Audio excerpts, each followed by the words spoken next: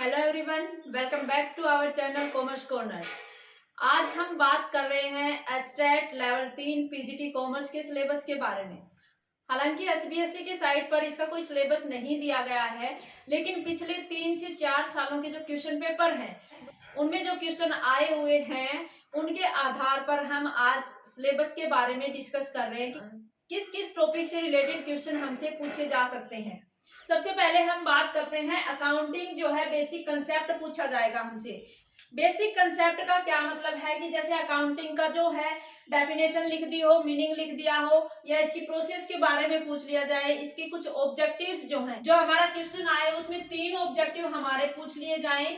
हमारे अकाउंटिंग के जो मेन ऑब्जेक्टिव है वो लिख दिए जाए और चौथा ऑप्शन जो है कुछ और दे दिया जाए। तो इस तरीके से इसके जो फंक्शन होंगे, जो इसके ऑब्जेक्टिव्स होंगे, कुछ इसकी लिमिटेशंस होंगी, जो बेसिक जो हमारी थ्योरी होती है अकाउंटिंग की, उससे रिलेटेड क्वेश्चन हमसे पूछा जा सकता है। दूसरा जो हमारी अकाउंटिंग टर्म है, अकाउंटिंग टर्म से मतलब कि डेटर्स का मीनिंग दे दिया जाए, कि जो मीनिंग लिख के दे दिया जाए कि इसको क्या कहेंगे। क्रेडिटर्स का मीनिंग लिख दिया जाए, कैपिटल का मीनिंग पूछ लिया जाए। इस तरीके से हमारी जितनी भी टर्म्स हैं कि कैपिटल एक्सपेंडिचर है, रिवेन्यू एक्सपेंडिचर है, इस तरीके से किसी टर्म्स के बारे में पूछा जा सकता है।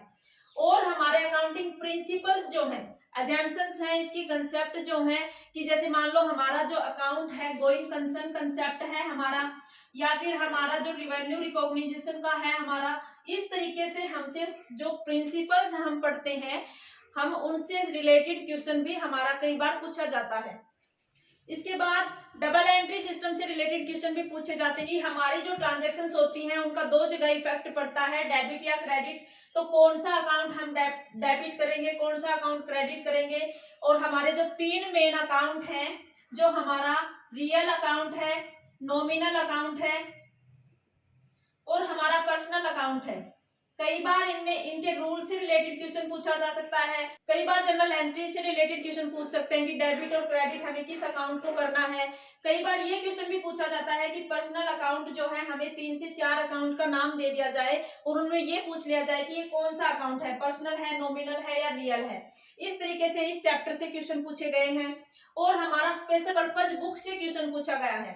स्पेशल पर्पज बुक मीन्स हमारी जो हम अपना सभी रिकॉर्ड जो जर्नल में रखते हैं और जर्नल के बजाय जो हम सब्सिडरी बुक रखते हैं, उन बुक से रिलेटेड भी क्वेश्चन पूछा जाता है।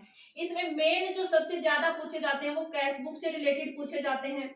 लेजर है, ट्रायल बैलेंस है, इससे रिलेटेड भी क्वेश्चन पूछे जा सकते हैं। और हमारा जो एरर दे रखी हो, हमारी कई तरह की एरर होती हैं, ओमिशन की हो सकती है, कुछ प्रिंसिपल की हो सकती है गलती।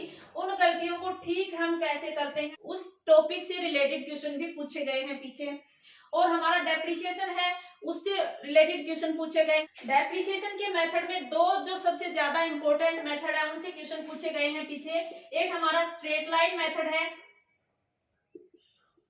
स्ट्रेट लाइन मेथड, और रिटर्न डाउन मेथड जो है उससे क्वेश्चन पूछे गए हैं कई बार। फिर हमारे कुछ हम प्रोविजंस बना के रखते हैं, जैसे डेप्रिसिएशन के लिए प्रोविजन बना लिया जाता है, बैड डेब्ट्स के लिए प्रोविजन बनाते हैं, उनसे रिलेटेड क्वेश्चन पूछे गए हैं। रिजर्व्स, हम जो जनरल रिजर्व है या फिर हमारे वर्कमैन कंपनसेशन का रिजर्व है, हमारे इन्वेस्टमेंट फ्लक्चुएशन का रिजर्व है, इससे रिलेटेड क्वेश्चन भी हमसे कई बार पूछे गए हैं पिछले क्वेश्चन पेपर में। कैपिटल एंड रिवेन्यू से कि कैपिटल इनकम क्या होती है, कैपिटल एक्सपेंडिचर क्या है, हमें पहचान करनी है। क्वेश्चन हमें दे दिया जाता है कि खर्चा दिखा दिया जाता है, हमें पहचानना होता है कि वो कैपिटल एक्सपेंडिचर है या रिवेन्यू एक्सपेंडिचर है। इसके बाद हमारे जो फाइनेंशियल स्टेटमेंट हम बढ़ाते हैं, ट्रेडिंग अकाउंट बना रहे हैं, उससे रिलेटेड क्वेश्चन पूछ लेता है। कोई टर्म है कि इसको ट्रेडिंग में दिखाया जाएगा, P&L में दिखाया जाएगा, बैलेंस शीट में कहाँ दिखाया जाएगा। Profit and loss account, balance sheet से क्वेश्चन पूछे जाते हैं कि बैलेंस शीट का कोई आइटम दे दिया, वो कहाँ दिखाओगे, किस हेड में दिखाओगे, किस सब हेड में दिखाओगे।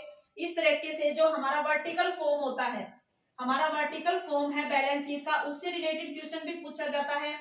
और इसकी कुछ एडजस्टमेंट हैं, जैसे हम बैड डेट्स को कहाँ दिखाएंगे, या फिर हमारे जो एक्ड एक्सपेंसेस हैं, अनअर्न्ड इनकम है, आउटस्टैंडिंग एक्सपेंसेस हैं, उनसे रिलेटेड क्वेश्चन भी कई बार पूछे गए हैं। और हमारा जो नोट फॉर प्रॉफिट ऑर्गेनाइजेशन होता है, उससे क्वेश्चन भी पूछे गए हैं पिछले सालों में। इसके बाद और जो क्वेश्चन है पार्टनरशिप से रिलेटेड पूछे जाते हैं। पार्टनरशिप में एक तो हमें बेसिक कंसेप्ट अच्छे से क्लियर करना पड़ेगा। बेसिक कंसेप्ट मींस पार्टनरशिप का मीनिंग को आपको अच्छे से पता होना चाहिए। इसमें मैक्सिमम लिमिट कितनी है, मिनिमम कितने पार्टनर होने चाहिए, पार्टनरशिप डीड अगर नहीं है तो उस टाइम हमें क्या क्या रूल्स अप्लाई करने हैं। इस तरीके से जो बेसिक कंसेप्ट है पार्टनरशिप का अच्छे से हमें पता होना चाहिए। इसके बाद अगर कोई नया पार्टनर एडमिट होता है या कोई रिटायर हो रहा है, उस टाइम पे जब हम या फिर हमारे प्रॉफिट शेयरिंग रेशो में चेंज करते हैं तो नया प्रॉफिट शेयर करने का जो रेशो कैलकुलेट करना है उससे रिलेटेड न्यूमेरिकल क्वेश्चंस कई बार पूछे गए हैं। पार्टनरशिप वाला चैप्टर है उससे न्यूमेरिकल क्वेश्चन पूछा गया है। शेयर कैपिटल वाला क्वेश्चन है उसमें जो फॉरफिट करते हैं हम शेयर को, उससे रिलेटेड क्वेश्चन भी कई बार पूछे गए हैं। फॉरफिट और री इश्यू का एक क्वेश्चन आपको पक्का देखने को मिलेगा जो आप एब्स्ट्रैक्ट का पेपर दोगे उसमें, और एक हमारा रेशो का जो है वो भी न्यूमेरिकल क्वेश्चन पूछा गया है। तो न्यूमेरिकल पोर्शन के लिए आप 12th क्लास की अकाउंटेंसी है एनसीईआरटी की, उसमें हमारा जो मोस्टली जो है सिलेबस कवर हो जाता है क्लास 11th और क्लास 12th का अकाउंटेंसी और बिजनेस स्टडीज का। अगर आप सिलेबस कंप्लीट कर लेते हो अच्छे से, जो आपका स्टेट है आसानी से आप क्वालिफाई कर सकते हो। पार्टनरशिप बेसिक कंसेप्ट याद करोगे आप। एडमिशन और रिटायरमेंट के टाइम पर जो रेशो चेंज होता है, हमारा नया प्रॉफिट शेयर करने का रेशो बनता है, वो आपको अच्छे से क्लियर कर लेना है। इसके अलावा एक डिसोल्यूशन के टाइम पर हम जो बनाते हैं रियलाइजेशन अकाउंट, उससे रिलेटेड क्वेश्चन भी पूछे जाते हैं। कि एक बार एक और क्वेश्चन हमसे ये पूछा जाता है कई बार, एक तो रिवैल्यूएशन अकाउंट होता है और एक हमारा रियलाइजेशन अकाउंट होता है। इन दोनों को आपको अच्छे से कर लेना है। रिवैल्यूएशन तो हम जब हमारा कोई प्रॉफिट शेयर करने का रेशो चेंज करते हैं पार्टनर आपस में, या फिर कोई पार्टनर एडमिट हो रहा है, रिटायर हो रहा है, उस टाइम पर हम बनाते हैं, और रियलाइजेशन बनाते हैं डिसोल्यूशन के टाइम पर। तो इन दोनों अकाउंट्स को आपको अच्छे से कर लेना है। पार्टनरशिप वाला जो पोर्शन है उसमें आप एक तो बेसिक कंसेप्ट अच्छे से क्लियर कीजिए, दूसरा हमारा रिवैल्यूएशन और रियलाइजेशन के क्वेश्चन कई बार पूछे गए हैं। इसके बाद जो शेयर कैपिटल वाला है उसमें भी हमारे क्या पूछा जाता है, एक तो शेयर जो कैपिटल है उसके टाइप जो है, कई बार सब्सक्राइब्ड कैपिटल से रिलेटेड क्वेश्चन पूछ लिया जाता है, कई बार एथोराइज्ड कैपिटल से, कई बार जो बैलेंस शीट हम दिखाते हैं, बैलेंस शीट बनाते हैं, उसमें कौन सी कैपिटल आप शो करते हो, ऐसे क्वेश्चन भी पूछे गए हैं। और शेयर इश्यू ऑफ शेयर वाले चैप्टर से, शेयर कैपिटल वाले चैप्टर से फॉरफीचर और री इश्यू के न्यूमेरिकल क्वेश्चंस भी पूछे गए हैं। इस चैप्टर से आपको फॉरफिट और री इश्यू से रिलेटेड या कैपिटल रीजो में पैसा ट्रांसफर करते हो उससे रिलेटेड न्यूमेरिकल क्वेश्चन आपको हर हाल में देखने को मिल सकता है। एक हमारा रेशो एनालिसिस जो है, फाइनेंशियल स्टेटमेंट का एनालिसिस करते हो तो रेशो एनालिसिस है, इससे भी आपका न्यूमेरिकल क्वेश्चन आपको पक्का मिलेगा। एक हमारा कैश फ्लो स्टेटमेंट है। कैश फ्लो स्टेटमेंट में हमें एक्टिविटी दे दी जाएंगी, उसे उसके बारे में हमें ये बताना होगा कि किस एक्टिविटी से रिलेटेड ये आइटम्स है। तो हमारा जैसे कैश फ्लो स्टेटमेंट में जो मेन 3 एक्टिविटीज होती हैं, इन्वेस्टिंग, फाइनेंसिंग, ऑपरेटिंग, उन एक्टिविटीज से क्वेश्चन पूछा जाता है। मोस्टली कैश फ्लो में जो क्वेश्चन पूछा जाता है जो हमें कंफ्यूज करता है, इन्वेस्टिंग एंड फाइनेंसिंग एक्टिविटी से पूछा जाता है।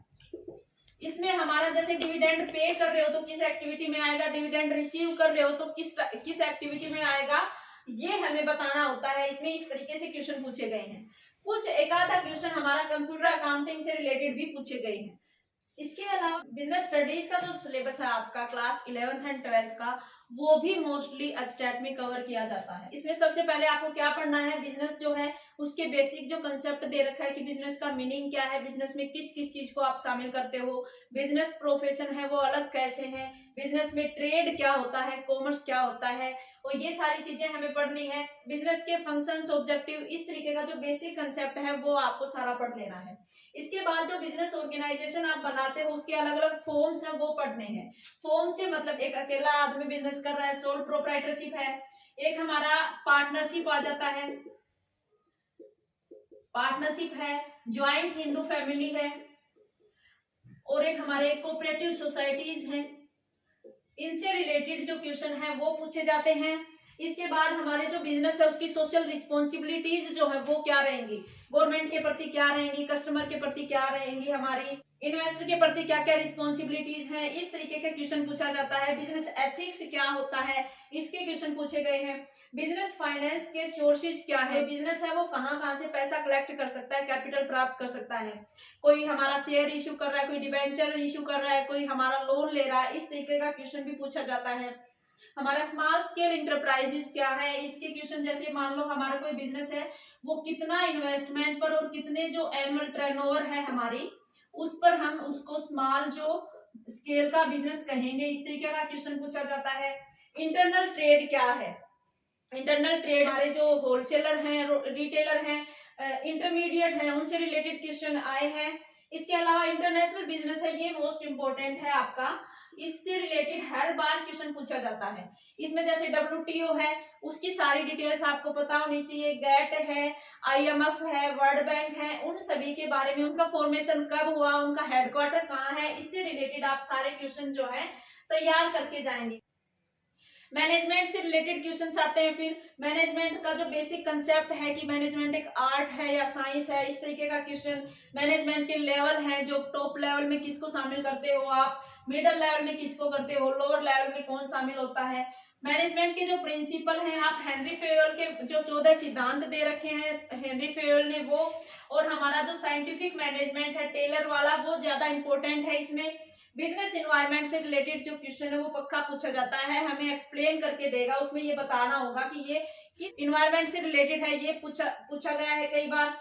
इसके बाद मैनेजमेंट के जो पांचों फंक्शन है, प्लानिंग है, इसके बारे में प्रोसेस पता होने चाहिए, ऑब्जेक्टिव्स पता होने चाहिए, प्लान्स क्या होते हैं, हमारे रूल क्या होते हैं, इस तरीके से सारा जो कंसेप्ट है आप इसका क्लियर कीजिए। ऑर्गेनाइजिंग में ऑर्गेनाइजेशन स्ट्रक्चर जो है फॉर्मल इनफॉर्मल है, उनसे रिलेटेड क्वेश्चंस कई बार पूछे गए हैं। स्टाफिंग जो है उसमें हम कैसे हम अपने स्टाफ को अपने बिजनेस में इन्वॉल्व करते हैं, उनकी रिक्रूटमेंट का प्रोसेस क्या है, उनका सिलेक्शन का प्रोसेस क्या है, उससे रिलेटेड पूछे जाते हैं। कंट्रोलिंग से रिलेटेड भी क्वेश्चन पूछे गए हैं। डायरेक्टिंग में जो मेन है हमारा मोटिवेशन का और लीडरशिप का कंसेप्ट है, मोटिवेशन और लीडरशिप की थ्योरीज आपसे पूछी जाती हैं, ये भी आपको करके जानी है। एक क्वेश्चन इसका भी आपको पक्का मिलेगा, या तो मोटिवेशन की थ्योरी पूछ ली जाती है या लीडरशिप की थ्योरी हमसे पूछी जाती है। इसके अलावा जो फाइनेंशियल मैनेजमेंट है वो भी हमसे पूछा जाता है। फाइनेंशियल मार्केट हमारा कौन सा है, मनी मार्केट है, एक हमारा कैपिटल मार्केट होता है, इससे रिलेटेड क्वेश्चंस भी पूछे गए हैं कई बार। एक हमारा कंज्यूमर प्रोटेक्शन एक्ट जो है, कंज्यूमर प्रोटेक्शन एक्ट है, इस टॉपिक को भी आपको अच्छे से क्लियर करना है। इसमें जैसे स्टेट लेवल पर जो है हमारे फॉर्म कौन सी होती है, डिस्ट्रिक्ट लेवल पर कौन सी फॉर्म काम करती है, किस लिमिट तक हम डिस्ट्रिक्ट फॉर्म में जाएंगे, किस लेवल पर हमें स्टेट फॉर्म में जाना होगा, इस तरीके से क्वेश्चन पूछे जाते हैं कंज्यूमर प्रोटेक्शन एक्ट से। और आप क्या करेंगे कि क्लास 11th और 12th का एनसीईआरटी का जितना भी सिलेबस है, अपने दो सब्जेक्ट हैं अकाउंटेंसी एंड बिजनेस स्टडीज, उसका आप 11th एंड 12th का सिलेबस अच्छे से कंप्लीट कर लेंगे तो आपका स्टेट जो है होने से कोई नहीं रोक सकता। अगर आप इन सभी टॉपिक्स को भी कर लेते हैं तो आपका कॉमर्स का जो पोर्शन है वो 60 मार्क्स का आने वाला है, उसमें आप 40 प्लस जो मार्क्स हैं वो आसानी से ले सकते हैं। आई होप ये वीडियो आपके लिए यूजफुल रहेगी। Thanks and all the best. फरवरी में आपका एग्जाम्स होने की संभावना है, 8 और 9 फरवरी आपके स्टेट की प्रस्तावित की गई है, हो सकता है इन्हीं डेट को आपका स्टेट हो जाए, तब तक के लिए आप अच्छे से तैयारी कीजिए। Thank you, have a nice day and all the best.